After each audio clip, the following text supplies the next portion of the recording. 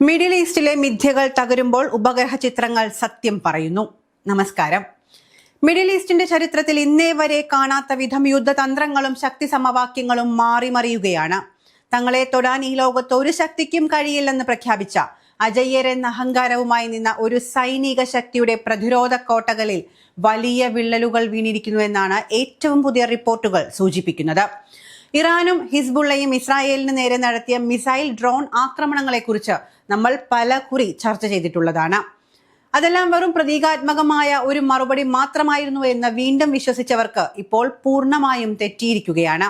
ആക്രമണത്തിന് ശേഷം പുറത്തുവന്ന പുതിയ ഉപഗ്രഹ വിശകലനങ്ങൾ പാശ്ചാത്യ മാധ്യമങ്ങളും ഇസ്രായേൽ ഭരണകൂടവും ഇതുവരെ പ്രചരിപ്പിച്ച വാദങ്ങളെ പൂർണ്ണമായും തള്ളിക്കളയുന്നു. ഇത് വെറുമൊരു മുന്നറിയിപ്പ് ആക്രമണമോ പ്രകടനപരതയോ ഒന്നും ആയിരുന്നില്ല. മറിച്ച് ഇസ്രായേലിന്റെ ഏറ്റവും തന്ത്രപ്രധാനവും നിർണായകവുമായ സൈനിക കേന്ദ്രങ്ങളെ കൃത്യമായി ലക്ഷ്യം വെച്ചുള്ള മാരകമായ പ്രഹരമായിരുന്നു എന്ന് വ്യക്തമാക്കുന്ന തെളിവുകളാണ് ഇപ്പോൾ പുറത്തുവരുന്നത്. ഇസ്രായേലിന്റെ അഭിമാനമായ F-35 യുദ്ധവിമാനങ്ങൾ സൂക്ഷിച്ചിരുന്ന നെവാറ്റിം വ്യോമതാവളം, ടെൽനോഫ് എയർബേസ് എന്നിവയുൾപ്പെടെയുള്ള നിർണായക വ്യോമതാവളങ്ങൾ, അതീവ രഹസ്യ സ്വഭാവമുള്ള ഇന്റലിജൻസ് കേന്ദ്രങ്ങൾ, യുദ്ധസമയത്ത് ആയുധങ്ങളും ഇന്ധനങ്ങളും എത്തിക്കുന്ന പ്രധാന സൈനിക ലോജിസ്റ്റിക് സംവിധാനങ്ങൾ, യുദ്ധവിമാനങ്ങളുടെ സർവീസ് മേഖലകൾ എന്നിവയെല്ലാം ഈ ആക്രമണം ഗുരുതരമായി ബാധിച്ചിരിക്കാമെന്ന സൂചനകളാണ് ഇപ്പോൾ പ്രതിരോധ വിദഗ്ധർ പങ്കുവയ്ക്കുന്നത്. ആക്രമണം നടന്നു കഴിഞ്ഞ് ദിവസങ്ങളായിട്ടും അന്താരാഷ്ട്ര നിരീക്ഷകർ ഉപഗ്രഹ ചിത്രങ്ങൾ സൂക്ഷ്മമായി പരിശോധിച്ചപ്പോഴാണ് നാശനഷ്ടങ്ങളുടെ യഥാർത്ഥ വ്യാപ്തി പുറം ലോകമറിയുന്നത്.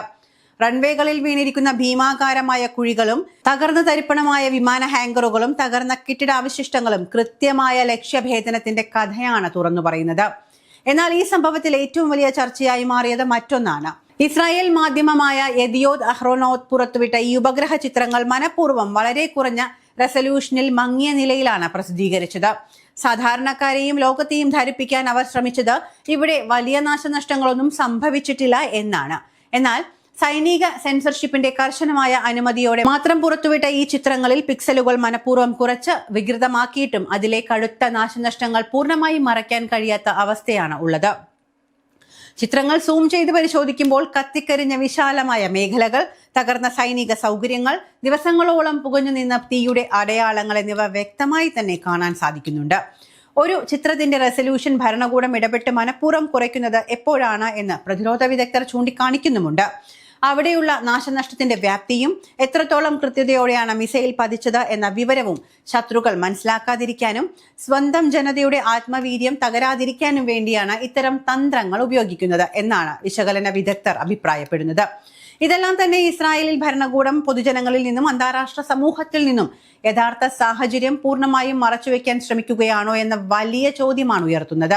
ഒരിക്കൽ മിഡിൽ ഈസ്റ്റിലെ അജയ്യ ശക്തിയായി സ്വയം അവതരിപ്പിച്ചിരുന്ന അമേരിക്കൻ സാങ്കേതിക വിദ്യയുടെ കരുത്തിൽ ലോകം ഏറ്റവും മികച്ചത് എന്ന് പറയപ്പെടുന്ന അയൺ ഡോം ആരോ പ്രതിരോധ സംവിധാനങ്ങൾ തങ്ങളെ പൂർണ്ണമായും സുരക്ഷിതരാക്കുമെന്ന് വിശ്വസിച്ചിരുന്ന ഇസ്രായേലിന് ഇന്ന് വലിയൊരു പ്രതിസന്ധി നേരിടുകയാണ്. ചരിത്രത്തിൽ ആദ്യമായി സ്വന്തം സൈനിക കേന്ദ്രങ്ങൾ പോലും പൂർണ്ണമായും സംരക്ഷിക്കാൻ കഴിയാത്ത അവസ്ഥയിലേക്ക് ഇസ്രായേൽ മാറിയിരിക്കുന്നു എന്ന സംശയവും ഇതോടെ ശക്തമാവുകയാണ്. ഒരേ സമയം നൂറുകണക്കിന് ഡ്രോണുകളും അതിവേഗ മിസൈലുകളും ആകാശത്തേക്ക് ഇരച്ചെത്തിയപ്പോൾ ഇസ്രായേലിന്റെ പ്രതിരോധ റഡാറുകൾക്ക് അവയെ പൂർണ്ണമായും തടുക്കാൻ കഴിഞ്ഞില്ല എന്നതാണ് യാഥാർത്ഥ്യം. ഇസ്രായേലിന്റെ സൈനിക പ്രതിരോധ സംവിധാനങ്ങൾ പൂർണ്ണമായും സുരക്ഷിതമല്ല എന്ന വാദങ്ങൾക്ക് കൂടുതൽ അടിവരയിടുന്ന ഉപഗ്രഹ ചിത്രങ്ങളാണ് ഇപ്പോൾ പുറത്തുവരുന്നത്. വ്യോമതാവളങ്ങൾക്ക് നേരെയുണ്ടായ നാശനഷ്ടങ്ങളെക്കാൾ വലിയ ആശങ്കയാണ് സഫേദിന് സമീപമുള്ള ഇസ്രായേൽ സൈന്യത്തിന്റെ യൂണിറ്റിന് 8200 മിഷാർ ബേസുമായി ബന്ധപ്പെട്ട് ഇസ്രായേൽ സൈന്യത്തിന്റെ യൂണിറ്റ് 8200ന്റെ മിഷാർ ബേസുമായി ബന്ധപ്പെട്ട ചിത്രങ്ങൾ ഉയർത്തുന്നത്. ഇസ്രായേലിന്റെ അതീവ രഹസ്യ സിഗ്നൽ ഇന്റലിജൻസ് കേന്ദ്രമായി കണക്കാക്കപ്പെടുന്ന ഈ താവളത്തിൽ മാർച്ച് 5-നും 10-നും ഇടയിൽ ശക്തമായ ആക്രമണം നടന്നിരിക്കാമെന്നാണ് ഉപഗ്രഹ വിവരങ്ങൾ വ്യക്തമാക്കുന്നത്. ശത്രുക്കളുടെ നീക്കങ്ങൾ നിരീക്ഷിക്കാനും സൈനിക സന്ദേശങ്ങൾ ചോർത്താനും ഇസ്രായേൽ ഉപയോഗിക്കുന്ന ഏറ്റവും പ്രധാനപ്പെട്ട ഇന്റലിജൻസ് ഹൃദയ കേന്ദ്രങ്ങളിൽ ഒന്നാണിത്.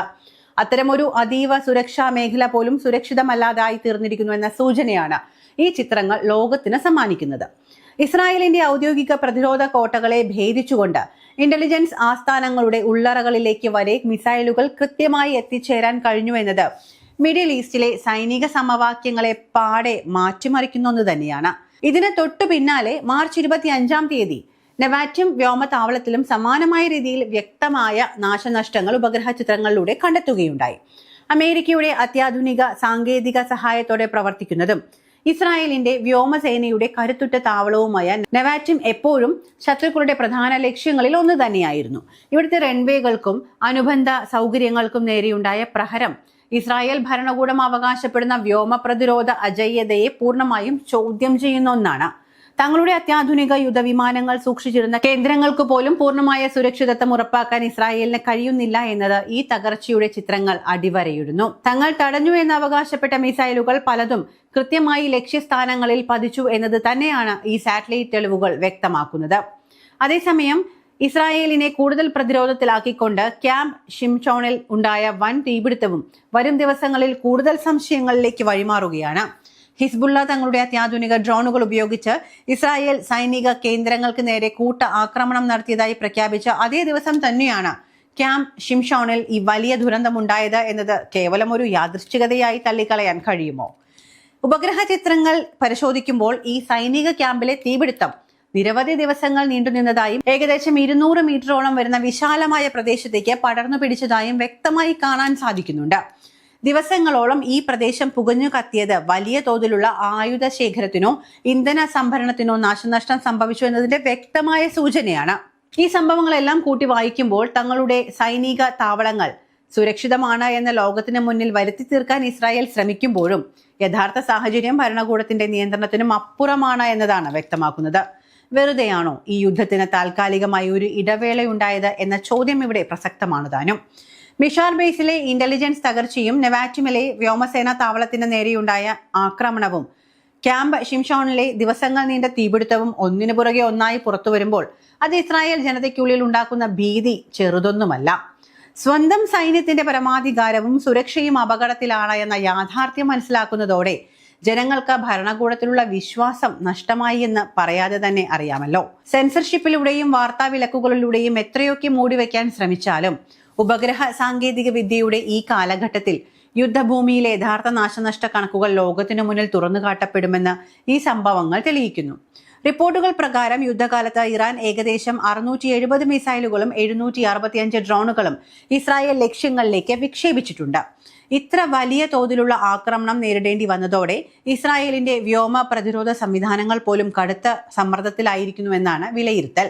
പ്രത്യേകിച്ച് ബലിസ്റ്റിക് മിസൈലുകൾ സംബന്ധിച്ച വിഷയങ്ങൾ അമേരിക്ക ഇറാൻ വെടിനിർത്തൽ ചർച്ചകളിൽ പ്രധാന വിഷയമല്ലാത്തത് ഇസ്രായേൽ സൈനിക നേതൃത്വത്തെ കൂടുതൽ ആശങ്കപ്പെടുത്തുന്നതായും റിപ്പോർട്ടുകൾ പുറത്തുവരുന്നുണ്ട്.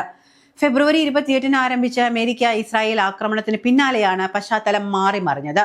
ഇറാന്റെ പരമോന്നത നേതാവായ അലി ഖുമൈനി ഉൾപ്പെടെയുള്ള ഉന്നത നേതാക്കളെ ലക്ഷ്യമിട്ട വ്യോമ ആക്രമണങ്ങളും സിവിലിയൻ അടിസ്ഥാന സൗകര്യങ്ങൾക്കെതിരായുള്ള ആക്രമണങ്ങളും ഇറാനെ കടുത്ത തിരിച്ചടിയിലേക്ക് നയിച്ചു.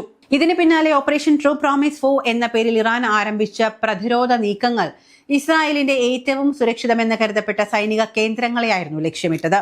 അന്നും നമ്മൾ ഈ വാർത്തകളൊക്കെ പറഞ്ഞിരുന്നതുമാണ്. പക്ഷേ ഇത്രയേറെ ആധികാരികത പുറത്തു വന്നത് ഇപ്പോൾ ഈ ഉപഗ്രഹ ചിത്രങ്ങൾ പുറത്തു വന്നതോടുകൂടിയാണ്. അതേസമയം പാകിസ്ഥാന്റെ മധ്യസ്ഥതയിൽ ഏപ്രിൽ 8 മുതൽ വെടിനിർത്തൽ നിലവിൽ വന്നിട്ടുണ്ട് എങ്കിലും യുദ്ധം യഥാർത്ഥത്തിൽ അവസാനിച്ചിട്ടില്ല എന്ന സൂചനകളാണ് ഇപ്പോൾ പുറത്തുവരുന്നത്. യുദ്ധം അവസാനിച്ചതല്ല, അമേരിക്കയും ഇസ്രായേലും ഒന്ന് ഭയന്നതുകൊണ്ട് ഇറാൻ ഒന്ന് ഇടവേള നൽകിയിരിക്കുന്നതാണ് എന്ന് വേണം ഇപ്പോൾ കരുതാൻ. ഇപ്പോൾ പുറത്തു വന്നിരിക്കുന്ന ഈ ഉപഗ്രഹ ചിത്രങ്ങൾ ഇസ്രായേൽ ഭരണകൂടത്തിന്റെ ഔദ്യോഗിക വിശദീകരണത്തെക്കാൾ ഏറെ ഗുരുതരമായ നാശനഷ്ടങ്ങളാണ് സൂചിപ്പിക്കുന്നത്.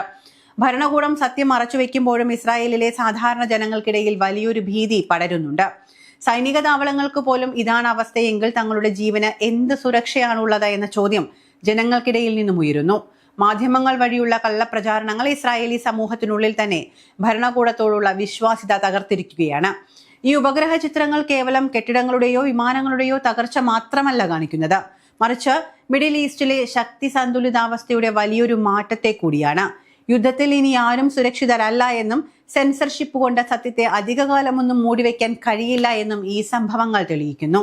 വരും ദിവസങ്ങളിൽ ഈ പ്രതിരോധ ആക്രമണങ്ങളും അതിന്റെ പ്രത്യാഘാതങ്ങളും മിഡിൽ ഈസ്റ്റിനെ ഏത് ദിശയിലേക്ക് നയിക്കുമെന്ന് ലോകം ഉറ്റുനോക്കുകയാണ്. പക്ഷേ ലോകരാജ്യങ്ങൾക്കും ലോകത്തെ സർവ്വ മനുഷ്യർക്കും ഇപ്പോൾ മനസ്സിലായിരിക്കുന്ന ഒരു കാര്യമുണ്ട്.